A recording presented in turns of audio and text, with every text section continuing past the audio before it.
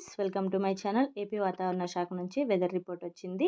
బంగాళాఖాతంలో ఏర్పడిన బెంగాల్ తుఫాన్ నిన్న సాయంత్రం తీరం దాటినట్లు వాతావరణ శాఖ అధికారులు తెలిపారు.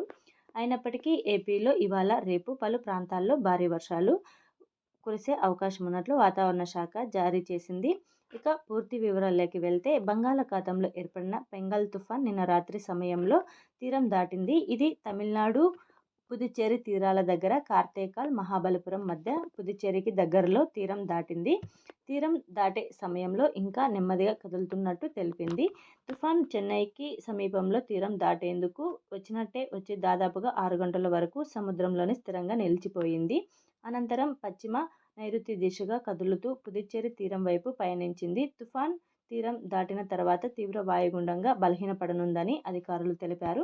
ఇప్పటికే తుఫాను ప్రభావంతో దక్షిణ కోస్తా, రాయలసీమలోని భారీ వర్షాలు కురుస్తుండగా, కోస్తాంధ్ర జిల్లాల్లో తీరం వెంబడి తేలికపాటి నుంచి మోస్తరు వానలు పడుతున్నాయి.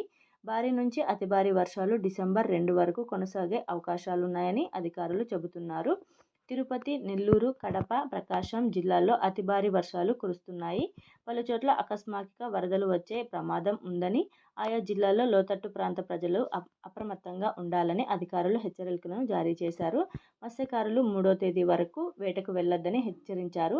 తుఫాను తీవ్ర దృష్ట్యా తిరుపతి, శ్రీ పొట్టి శ్రీరాములు, నెల్లూరు జిల్లాలకు వాతావరణ శాఖ అధికారులు రెడ్ అలర్ట్ ప్రకటించారు.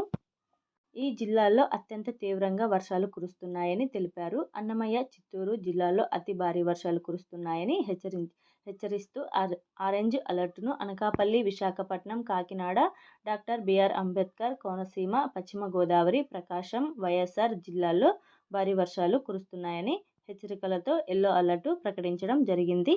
Thank you friends.